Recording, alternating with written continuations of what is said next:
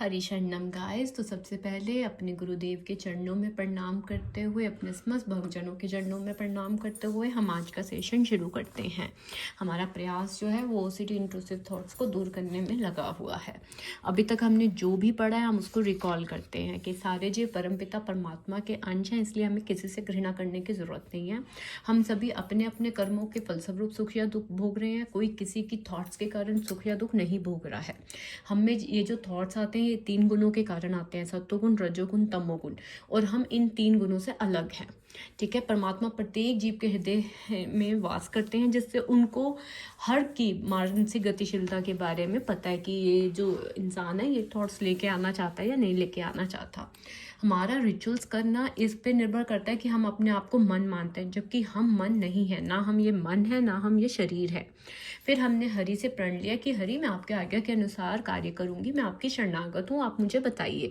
हरि भावनामृत में रहने का हमने प्रॉमिस किया। फिर हरि ने हमें क्या आज्ञा दी? हरि ने हमें बोला कि अपना कर्म करो। अगर आप गृहस्थ जीवन में हो तो घर के कार्य करो, अपनी जॉब करो अच्छे से, है ना, घर का कार्य करिए। तो अपनी ड्यूटीज़ के साथ आप युद्ध करो। अब अपनी ड्यूटीज़ के साथ हमारा युद्ध ये है कि काम करते हुए हमें कोई ना कोई थॉट आएगा, तो हमें जाके वॉशरूम में रिचुअल्स वगैरह नहीं करने। तो हमें क्या करना है हरि? हमें उस व्यथा को बियर करना है। ठीक है, हमें युद्ध करना है। और युद्ध क्या है? रिचुअल्स ना करके व्यथा को बियर करना है। ठीक है, फिर हमें हरि ने बोला कि हमें पल भर की प्रसन्नता नहीं लेनी है। पल भर की प्रसन्नता हमें किस चीज़ से होती है? पल भर की प्रसन्नता हमें होती है जब हम ओसीडी के रिचुअल्स करते हैं, तो हमें पल भर की प्रसन्नता होती है। तो हमें ये पल भर की प्रसन्नता को नहीं लेना है। ठीक है, हमें किसको लेना है? हमें आत्म साक्षात्कार करना है। ठीक है, आत्मा की खुशी के लिए देखना है। और आत्मा की खुशी किस में होती है? जब हम परमात्मा की प्राप्ति के लिए प्रयत्न करते हैं।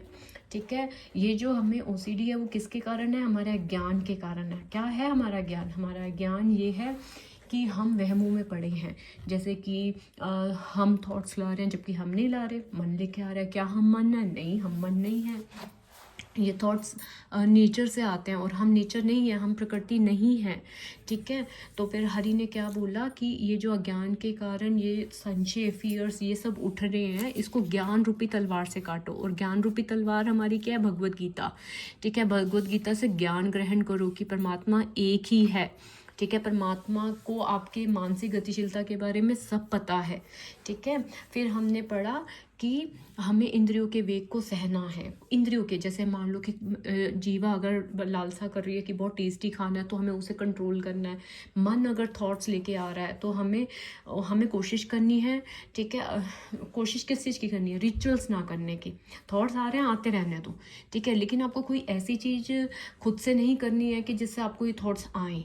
ठीक है, तो हमें क्या करना है? जो भी वेग है, उस जो भी उठते हैं इंद्रियों के वेग, उसको हमें कंट्रोल में करना है। ठीक है, हमने डिसाइड किया था कि हम डे में 2 टाइम्स रिचुअल्स मॉर्निंग और इवनिंग में करेंगे, तो आपको वही करना है। रोज, दिन में रोज एक आप अपना गोल बनाइए कि मुझे एक अच्छी चीज़ करनी ही करनी है। ठीक है, अब जैसे मैंने भी अपना गोल बना रखा है तो मैं उसको टिक करती हूँ। ठीक है, कि मैंने आज फॉलो किया या नहीं किया। आप भी इस तरह से करिए, मैं भी उस तरह से ही करूँगी। ठीक है, तब हमने आगे पढ़ा था कि भगवान हरि ने कहा कि भौतिक इंद्रिय सुख, मतलब कि जो फिजिकल हम रिचुअल्स करते हैं, भौतिक इंद्रिय सुख मतलब कि हमें जैसे मन थॉट लेके आया तो हम मन को सुख देने के लिए, इंद्रियों को सुख देने के लिए, मन को सुख देने के लिए भौतिक क्रियाएं करते हैं। मीन्स जैसे कुल्ला करेंगे, ये सब करेंगे। ठीक है, तो जो हरि भावनामृत व्यक्ति होगा ना, वो इनकी तरफ आकर्षित नहीं होगा। ठीक है, जो हरि भावनामृत व्यक्ति होगा उसको अच्छे थॉट्स आने की आकांक्षा नहीं होती, और बुरे थॉट्स आते हैं तो उसको कोई डर, उसके प्रति कोई रिचुअल्स करने का वो नहीं होता। ठीक है, वो क्या रहता है? एक तरह से दृष्टा भाव में रहता है। जो भी आ रहा है, थॉट्स नहीं आ रहा, नहीं आ रहा। ठीक है, अब फिर हमें आगे क्या बोला गया कि इंद्रिय सुख के लिए अधिक श्रम करना व्यर्थ है। हमें अपने मन को सेटिस्फाइड, अगर हम जब तक मन को सेटिस्फाइड करके रिचुअल्स करते रहेंगे वो व्यर्थ है। हमें वो प्रयास नहीं करना। तो हमें क्या करना है? हमें तप करना है। और हमारा तप क्या है? तप ये है कि व्यथा होगी उसको बियर करो। ठीक है। यदि इस शरीर को त्यागने के पर कोई मनुष्य इंद्रियों के वेगों को सहन करने तथा इच्छा एवं क्रोध के वेग को रोकने में समर्थ होता है तो वे संसार में सुखी रह सकता। हम इस संसार में सुखी कब रह सकेंगे गाइस? जब हमें आत्म साक्षात्कार होगा। आत्म साक्षात्कार कब होगा? जब हम अपना टाइम वेस्ट नहीं करेंगे ओसीडी रिचुअल्स में, जब हम अपने प्रभु की प्राप्ति करने में अपना समय लगाएंगे, ठीक है। मन के वेग को सहन करेंगे, रिचुअल्स नहीं करेंगे। ये नहीं कह रही कि थॉट्स नहीं लाएंगे, नहीं, थॉट्स आ रहे हैं आने दो, बट आप उसके वेग को सहन करोगे। रिचुअल्स नहीं करोगे, जो व्यथा होगी उसको सहन करोगे, ठीक है। हमें गाइज अपने अंतःकरण में सुख का अनुभव करना है, ना कि अपने मन में, ठीक है। मन को सुख का अनुभव नहीं कराना, अंतःकरण को कराना है, ठीक है। क्योंकि अंतःकरण से ही हमें आत्म साक्षात्कार का अनुभव होगा। जो लोग संचय से उत्पन्न होने वाले द्वैत से परे हैं, जिनके मन आत्म साक्षात्कार में रत हैं, जो समस्त जीवों के कल्याणकारी करने में सदैव व्यस्त रहते हैं, जो समस्त पापों से रहित हैं, वे ब्रह्म निवारण मुक्ति को प्राप्त होते हैं, ठीक है। हरि ही सब वस्तुओं के उद्गम है तथा वह जो भी कर्म करता है सबों के हित को ध्यान में रखकर करता है।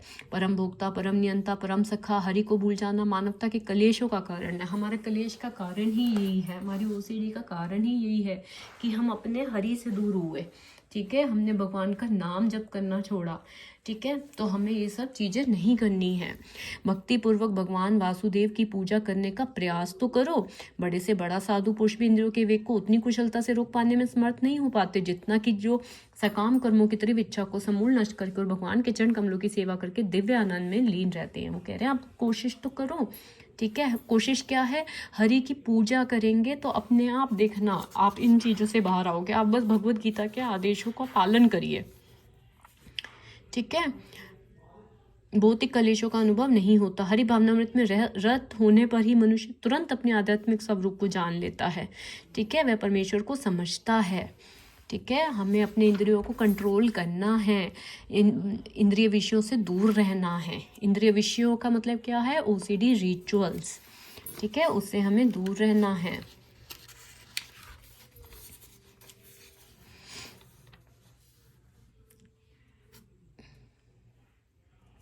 अब हरि भावनामृत में कर्म योग का मतलब क्या है गाइस? कर्म योग का मतलब ये है कि परमेश्वर के रूप में भगवान के पूर्ण ज्ञान के साथ कर्म करना, ठीक है। परमेश्वर के रूप में भगवान के पूर्ण ज्ञान के साथ कर्म करना, ठीक है। जैसे कि हम जो चीज़ कर रहे हैं ना, हमें हर चीज़ दी भी हरि नहीं है हम, ठीक है। और हम हरि की ही मतलब एक तरह से दास बन के उस काम को करें। जैसे नौकरी कर रहे हैं तो हरि ने हमें ये करते हुए दिया, हम उसको पूरा करें और अपने हरि के चरणों में अर्पित करें, ठीक है। हरि के साथ अपने संबंध का पूर्ण ज्ञान प्राप्त करके कर्म करना कि हम हरि के दास हैं, ये अपने साथ अपने हरि का संबंध को पहले समझ लो, ठीक है। उसका पूर्ण ज्ञान होने पर जब हम कर्म करते हैं कि ये जो हमें ऑफिस की ड्यूटीज़ मिली है, अपना घर का ही ड्यूटीज़ मिली है, ये सब हरि ने दी हुई है हमें, ठीक है। तो क्या होता है फिर? इस तरह से कर्म करने को हम कृष्ण भावनामृत कहते हैं, ठीक है। पूर्ण ज्ञान होना बेसिकली। शुद्ध जीव भगवान के अंश रूप में ईश्वर का शाश्वत दास है। भगवान कभी किसी का पक्षपात नहीं करते। मनुष्य इंद्रियों पर नियंत्रण प्राप्त करके इच्छा तथा क्रोध के प्रभाव को जीत लेता है, ठीक है। तो हमें दृढ़ निश्चय, दृढ़ संकल्प लेना ही लेना है। दृढ़ संकल्प किसके प्रति लेना है? कि वेग उठेंगे बट वेगों को हमें सहन करना है। हमें रिचुअल्स करके वेग को शांत नहीं करना है। आज से हम लोग थोड़ी कोशिश करेंगे कि 5 मिनट नाम जप में भी ध्यान दें। हरि शरणम गाइस, थैंक यू। मैं कल फिर आऊँगी।